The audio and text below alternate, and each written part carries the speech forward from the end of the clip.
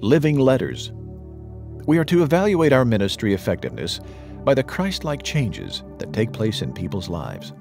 Here's Gene. So we see Paul appealing to them, these people, as a living letter. And so the clue that he is defending himself and yet trying to do it softly and subtly is the word commend ourselves. He raises the question, are we beginning to commend ourselves again? Or like some? And here, subtly referring to these false apostles. He doesn't say it, but he's referring to them, I believe. Or like some, do we need letters of recommendation to you? In other words, these men had brought letters of recommendation. And as you'll see as we go along, these letters of recommendation may have come from some very strong Jews who claimed to be believers in Jerusalem, recommending these men to come to Corinth and state that they were apostles. So he says, or like some, do we need letters of recommendation to you or from you? And then he says, no, because you yourselves are our letter. You're written on our hearts, recognized and read by everyone, since it is plain that you are Christ's letter, produced by us, not written with ink, but with the Spirit of the living God. Now, the fact that he says, not on stone tablets, he's referring back to what? He's referring back to the Ten Commandments, the stone tablets. And that gives you a clue as to who these false apostles were. Not on stone tablets, but on tablets that are hearts of flesh. And later, towards the end of this passage, he says, however, to this day, whenever Moses is read, and it's important here to understand that he's referring now to the Old Testament, which gives you a clue as to the background of these false apostles. To this day, whenever Moses is read, a veil lies over their hearts. A veil lies over their hearts, but whenever a person turns to the Lord, the veil is removed. The eyes are open. Now, the Lord is the Spirit, and where the Spirit of the Lord is, there is freedom. And we all with unveiled faces.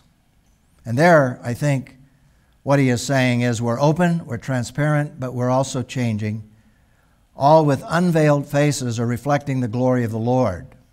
And here you have to understand that in the in-between verses that we didn't read, and if you go all the way back to the Old Testament, when Moses came down from the mountain, from the presence of God, his face was aglow.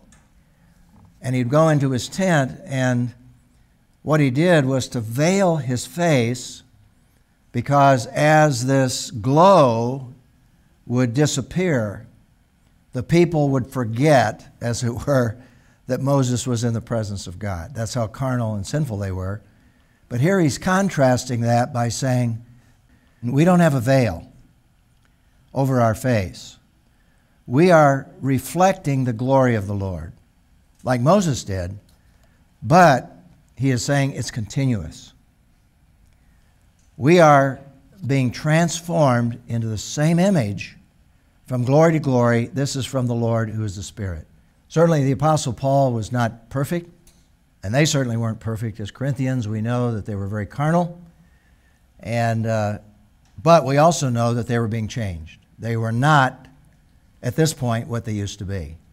And you go back to 1 Corinthians where it talks about the fact that they were murderers and they were sexually immoral and idolaters and very evil. They were born again and they were changing. And the process was taking place in being able to more and more reflect the glory of the Lord. Now, what the Apostle Paul is really doing here is that if we look at the whole of the letter and all the statements in that letter in defending his apostleship, he's between a rock and a hard place.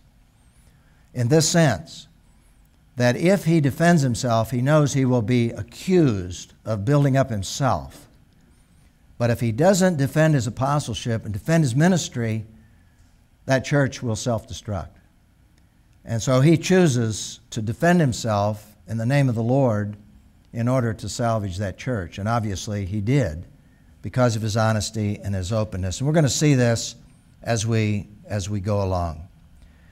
The question that I think we can raise in relationship to this principle is, what evidence is there in this section of Paul's letter that would indicate that these false apostles were Jewish? Well, I've already indicated that, because I've made reference to Moses. I've made reference to the fact that Paul talks about the stone tablets. And we're going to see that later on in the letter, he definitely identifies them as Jews, because he said, are they Jews? So am I. And he develops that argument as we see it happening. But here, basically, what was the evidence? What was the proof of his ministry? And that's the principle. Let me just restate that principle again, because it's so key. We're to evaluate our ministry effectiveness by the positive changes that take place in people's lives.